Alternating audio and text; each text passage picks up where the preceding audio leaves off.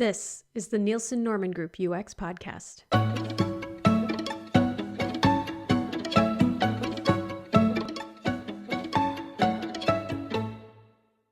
I'm Therese Fessenden.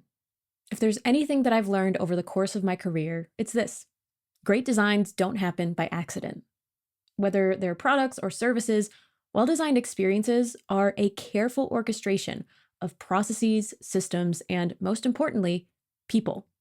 With the scope of user experience work rapidly expanding, the size of the field is also rapidly expanding. At the recording of this episode, there are almost 300,000 open UX job postings. That's on LinkedIn alone. This bodes well for anyone hoping to start or redirect their careers into the field.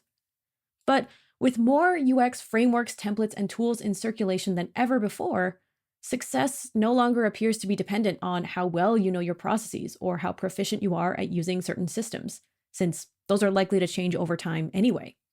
So, holding processes and systems equal, the one variable left to consider is people. But what exactly makes someone a good UX professional? I posed this question a while back to my professional network and fellow N&G colleagues, and there were some really compelling responses that I'm excited to share with you today. Here's N&G UX specialist Anna Kaley sharing her thoughts on some of the skills and habits of effective UX professionals.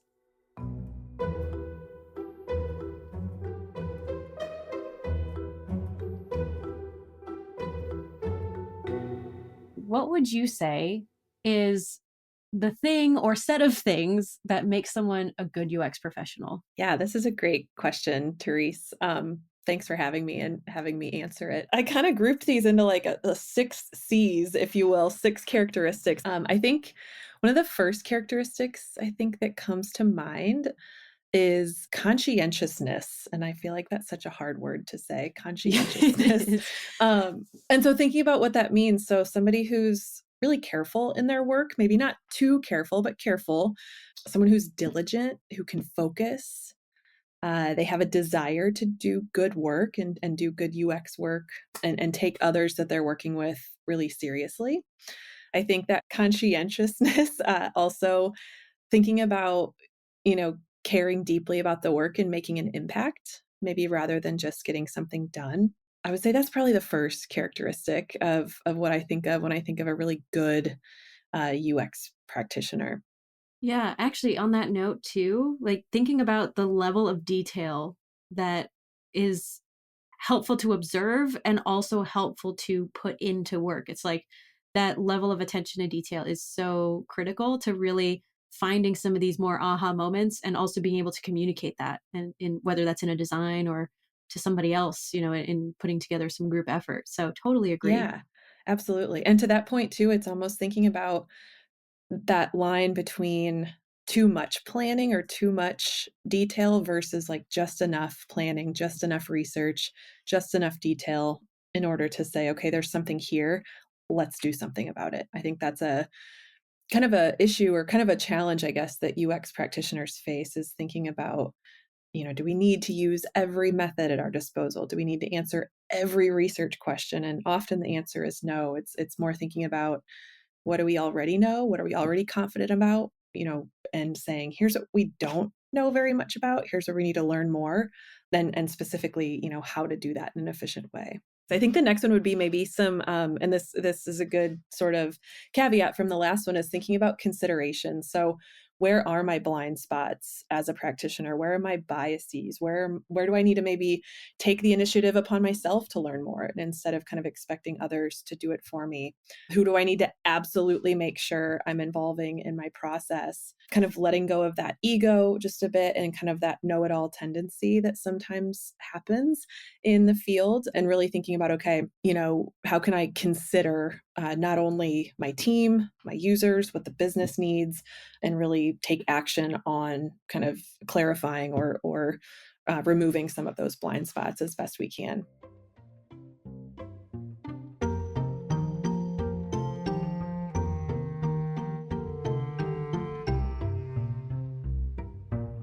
We'll be hearing about the rest of Anna's 6 C's in just a moment. But she's not the only colleague of mine who stresses the importance of acknowledging the impact of your decisions. I asked Maria Rosala the same question, and she discussed some insights around what the word successful really means in the context of experience design. It's a great question, and I think it's one that's really hard to answer with just one particular Yeah, what's the one attitude answer or that makes a perfect person? yeah, I think to answer your question, first of all, though, I do kind of want to define, in my view, what it means to be successful or to be a good UX practitioner, because I think people have slightly different viewpoints on that. Some people might think that working for a big named company making a lot of money is success. I don't really view it that way. I view that a successful UX practitioner is one that's having, providing a lot of positive impact, providing positive impact for users and also for the organization. So that's how I'm viewing, a successful UX practitioner is someone who does have that real impact. And I think to provide that real impact, we do need to be a team player. So that's the thing I want to talk about. And it's often one of those things that's in job descriptions, and it sounds a little bit vacuous. Like, what does it mean to be a team player? But I think what it really means is like you're willing to collaborate. You're willing to seek other people's perspectives. You're also able to communicate in a constructive way. We don't necessarily need to agree with other people's perspectives, but we do need to be able to communicate with them in a way that's helpful, constructive, that helps to move projects forward, as a team. So I think being a team player is a really key thing that UX practitioners need to either evolve or seek out, because that's really the only way that we can have positive impact. And why is that important? Well, because designing experiences doesn't fall to one person, right? It'd be great if we were the only person responsible for designing experiences. I mean, would it though? Because that also sounds stressful. Yeah, it does sound stressful, and it's just not feasible, right? But so we are often working in a cross-functional team, or we're working with other departments like product and engineering and marketing, and each of those teams have slightly different ways of working, different goals and perspectives. So it's really, really crucial for us to be successful in the work that we do, to be able to kind of collaborate with other people. So that's I think one of the really key things. But of course, there are lots and lots of like aptitudes and attitudes that UX practitioners need to adopt or have in order, to be good at their jobs. Yeah. Yeah. And you've done some research in this space, right? And I actually asked other practitioners like what their thoughts are. What are some of these skills? And are there a couple that came up pretty often? Yeah, so you're mentioning the careers research that we did a couple of years ago, which we've actually replicated a few times. And actually, one of the questions is in the survey that we give UX practitioners. We also did some interviews as well with UX practitioners. Is what does it take to be successful in the field? And there were just a huge array of various different skills that people mentioned, or attitudes like lose the ego, like don't have an ego coming into the field, or, be patient. You need to have good communication skills.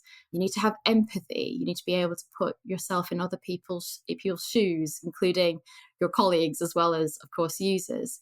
You need to have good problem solving skills. So like it's a really huge array of skills and attitudes that UX practitioners need to have in the field, and that's definitely been demonstrated through that piece of research.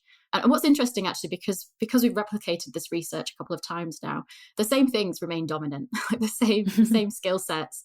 So our work really, although it is changing in terms of like how we do the work, what the work sort of involves and what it takes to be successful isn't really changing over time. So yeah, if you're really interested in that piece of research, then we do have a free report which summarizes some of those findings. So definitely do check that out.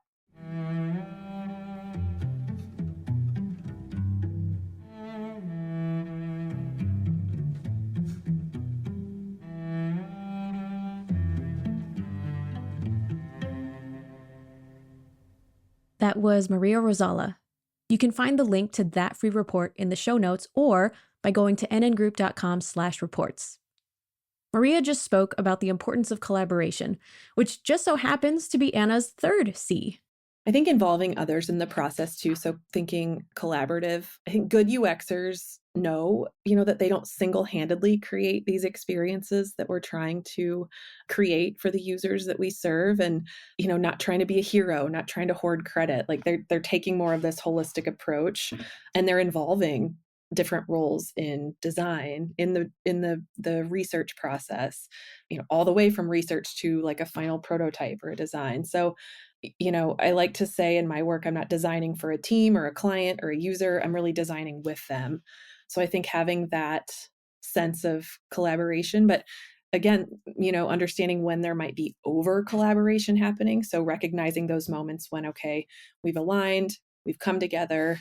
Now, what can we go and do kind of as a unified force where everyone's doing some of their own heads down work, but they're still kind of making aligned progress along the way. So I think collaborative obviously might be a little bit of a cliche one, but I think one that maybe we don't talk about as much in terms of good characteristics or qualities. Yeah. And I mean, cliches are cliches often because they're true, right? For a So reason. Yeah. I think that it makes a lot of sense to think about the level of collaboration you do have and making sure that you're using it to the benefit of the organization and also not using it as a crutch if, it means that we have to do something different. Yep. So Absolutely.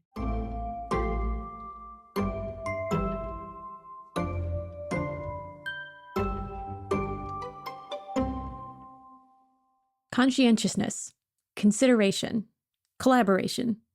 These three things all make for a thoughtful UX professional. But how do you know what to be conscientious about? What considerations really matter? And how can you be effective in your collaboration? Well, it starts by being able to ask the right questions and listen intently, which brings us to our fourth and fifth C's: communication and curiosity.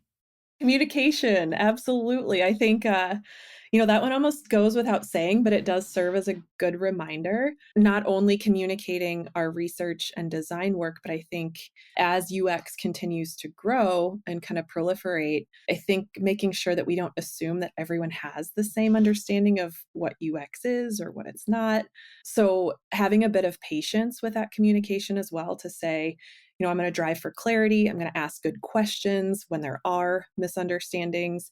And so also kind of acknowledging not only, okay, maybe I have to clarify the role of UX, what we do, why it matters, but also making sure we don't get that attitude or kind of start thrashing when we're trying to connect, what we're doing to something valuable, whether that's value for users, value for the business, and kind of maintaining some of that resilience. Maybe that's even another characteristic, not one that's a C, obviously, but another characteristic there to think about, our communication and keeping it strong. Yeah. Yeah, definitely. And I like your word choice of thrashing because that can sometimes happen when you're not prepared or, things start to go south and then, you kind of have to find your way and really clearly get your point across in a way that's, grounded in some meaningful info. Yep, Um, exactly. yeah. And I think the way you get some of that meaningful info is to keep that curiosity. So I think another characteristic there, curiosity of it could be many different things you're curious about, like the current state of the organization in which you work, a curiosity about the needs that users have, curiosity about what other, you know, similar products or similar services are doing. So I think keeping that curiosity and that open mind is another really good quality or quality, I should say, of really strong practitioners these days. Yeah, and curiosity goes hand in hand with empathy, which I know is not a C, but but still, it is, the way that you really build a sense of empathy isn't by thinking that you know it all, but by assuming you know nothing and asking some of these deeper questions.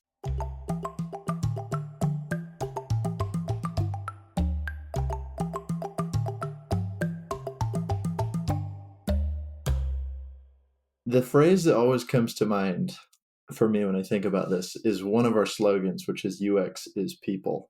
This is Tanner Kohler, another fellow UX specialist at NNG. I think I'm a little biased toward that way of thinking because my background is more in psychology than it is in design or graphic design or anything like that. But the reason I think that comes to mind for me is that like the designs that we make and the products we create, they ultimately have to be filtered through people. Like that is the ultimate filter of UX. Mm-hmm.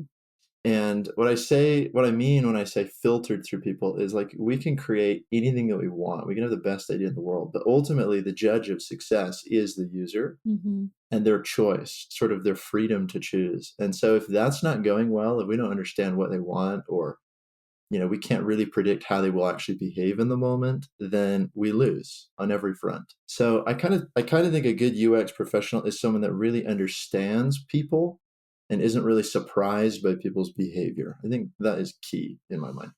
Yeah. It's funny you bring that up because it's like on the one hand, there are times when I run a usability test or some sort of field study and I'm observing and I am like blown away where I'm like, wow, that was not what I expected in Yeah, the totally. slightest. But at the same time, like when you do observe those moments, everything kind of clicks into place where it's like, well, of course someone would make these choices.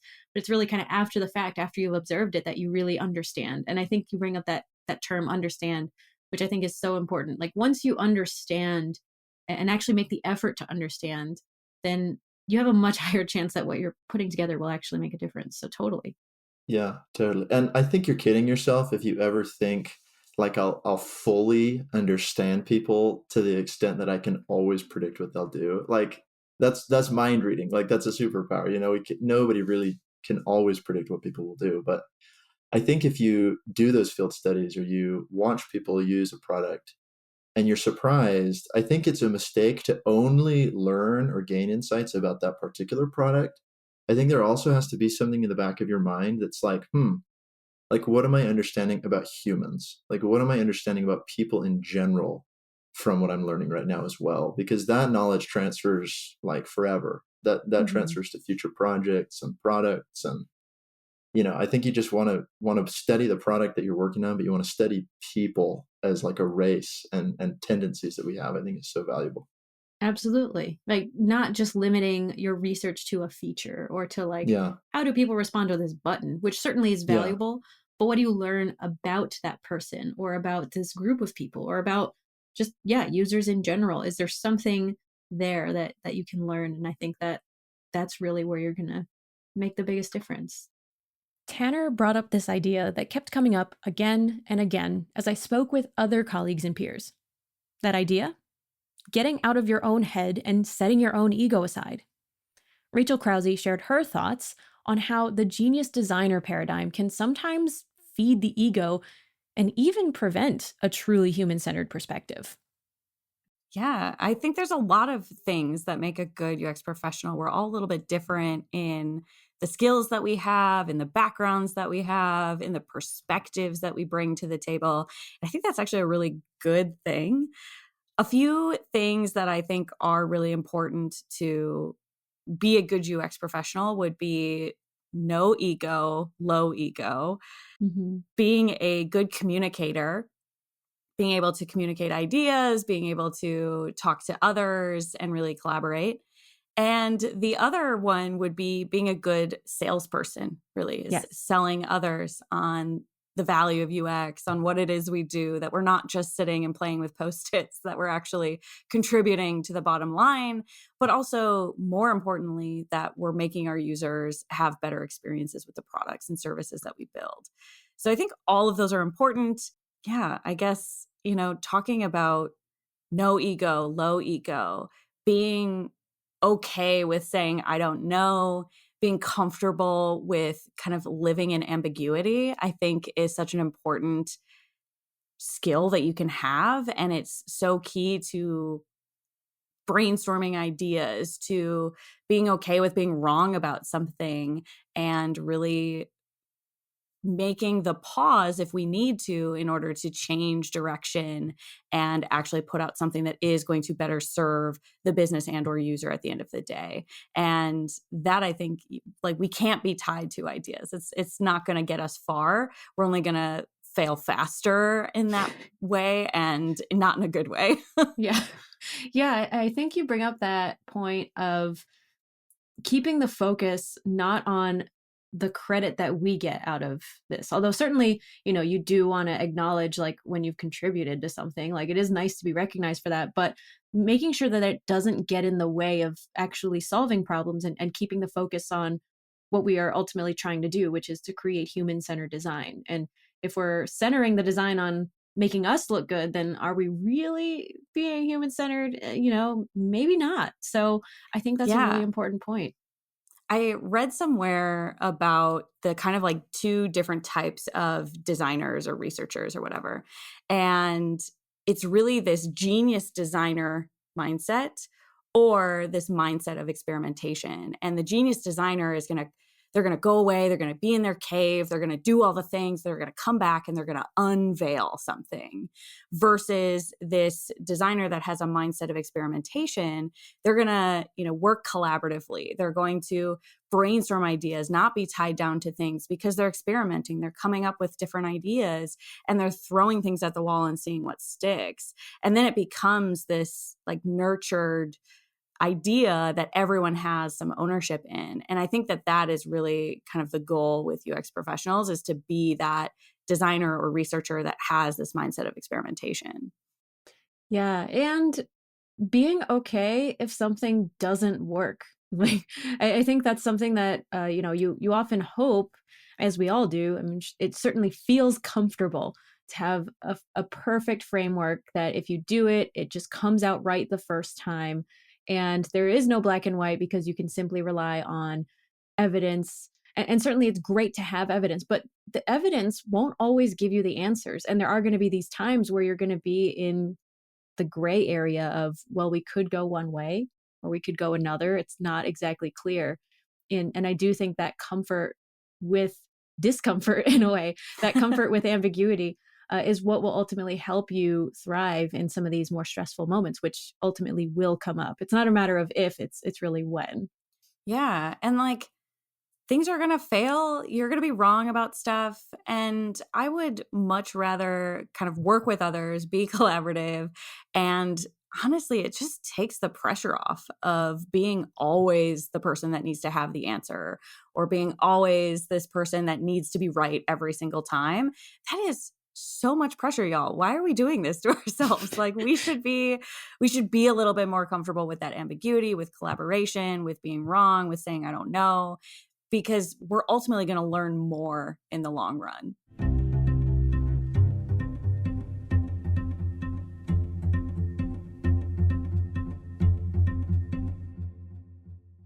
There's one final C that we haven't covered, but it has everything to do with being at ease with ambiguity.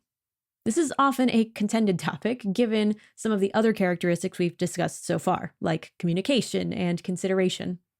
However, when you're creating new solutions to new problems with new research insights, there's a whole lot of uncertainty to wade through, which brings us to Anna's last C. I think my last characteristic would be someone who's a critical thinker.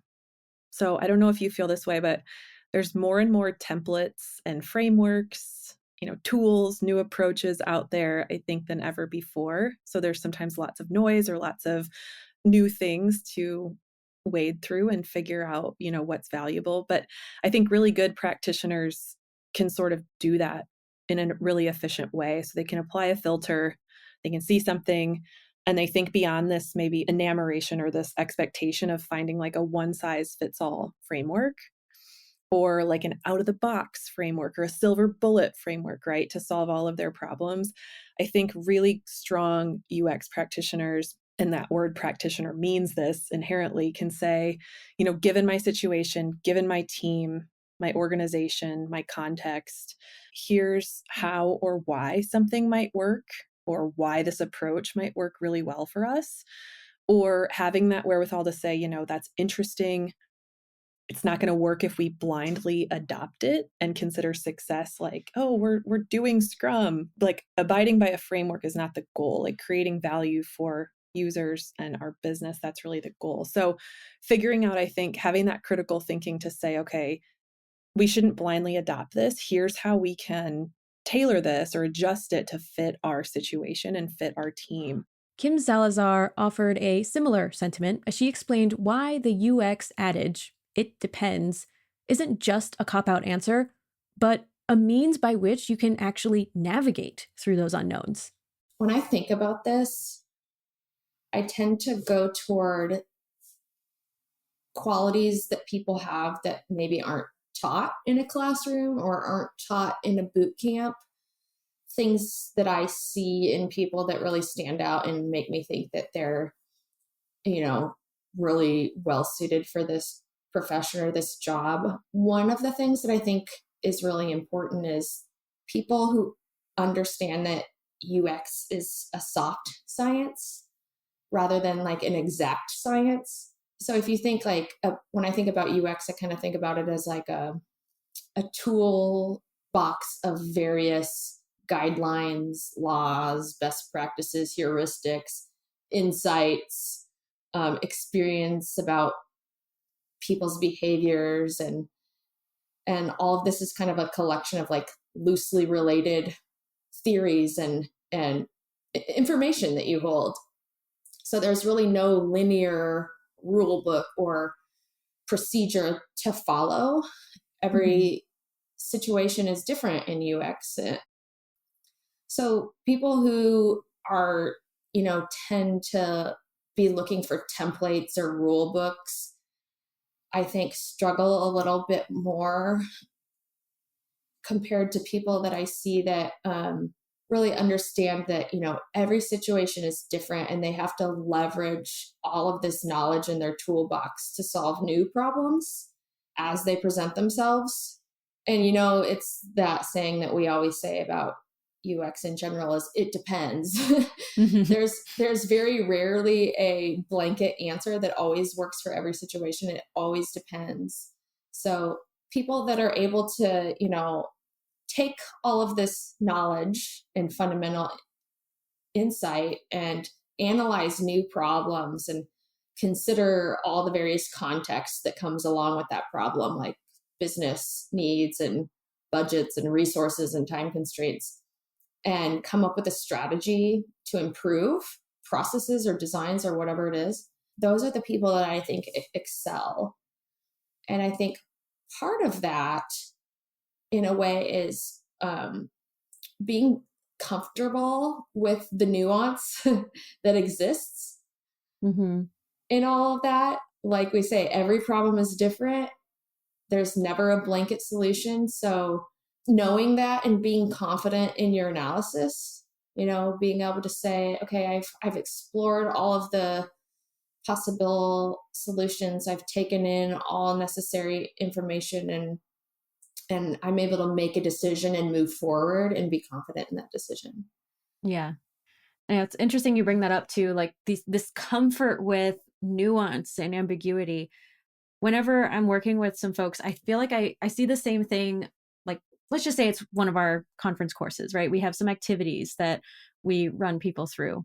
And at the end of it, it's a design challenge and it doesn't even need to be in like this learning setting. It can also be some other setting, like a setting in which we're prototyping a couple solutions. And there's often this desire of like learning or getting the answer. Like, did I get it right? Is there a green light on this? And I think you're right. There is never really a fully fledged green light, and there is no perfect design. So the only way forward is to be comfortable with maybe some things being unknown while we're doing the best that you can and working toward clarity in other areas. So absolutely comfort with ambiguity in order to pursue some of these, bigger themes and better understanding of concepts. I totally agree. It's tough. It's tough. It is hard. And I think it comes with experience in many ways, that there's no way to say whether your design recommendation, your process suggestion is exactly right or the right one. But having done, it's your job to say that. Your job, I always say this in my classes, is your job is to create clarity where clarity doesn't exist. So you do the analysis and you do the thinking on behalf of the problem, and your job is to make that recommendation and be confident that you considered all the things. And there's a lot of flavors of good, and whatever flavor of good that you land on should be based on all the inputs that you take in and then insight that you take in. And there's not always one answer. Right. So people that understand that tend to be able to be successful from my experience.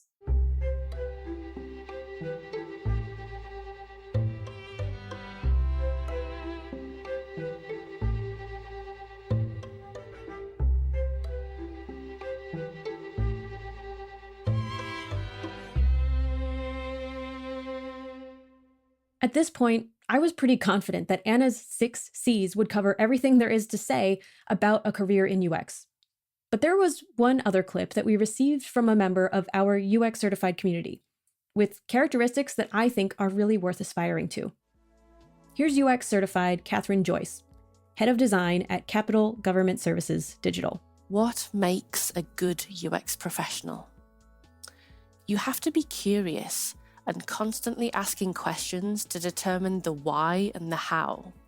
You have to be a problem solver and someone who isn't afraid to come up with a variety of potential solutions in order to narrow it down to one which could actually work.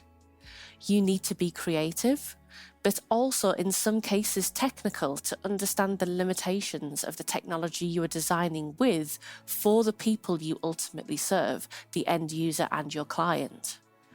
You have to be a facilitator, bridge that gap between engineering and product design, and absolutely be a strong communicator. You have to be passionate about your user, be their advocate throughout the entire process, from discovery to delivery. And you get excited about user research and being able to test out ideas and get that essential, valuable feedback on which direction to turn to next. You have to be a visionary. That was Catherine Joyce. She has a UX certification with a UX management specialty. If you want to continue to build your skills in the UX space or get UX certified, we're hosting a few upcoming virtual conferences where you can do just that. Those dates are April 23 through 29, May 21 through 27, and June 18 through 24. And don't forget, we have thousands of free articles and videos on a variety of UX research, design, and strategy topics. You can learn more at our website, www.nngroup.com. That's NNGROUP.com. Lastly, if you like this show and you want to support our work, please leave a rating and hit subscribe. This show is a labor of love, and while I host and produce it, it wouldn't be possible without all of the people behind it. All editing and post-production is by Jonas Zellner. Music is by Tiny Music, Rhythm Scott, Dresden the Flamingo, Marie, Lincoln Davis, and Shimmer. Special thank you to our guests, Anna Kaley, Marie Rosala, Tanner Kohler, Rachel Krause, Kim Salazar, and Catherine Joyce. That's it for today's episode. Until next time, remember, keep it simple.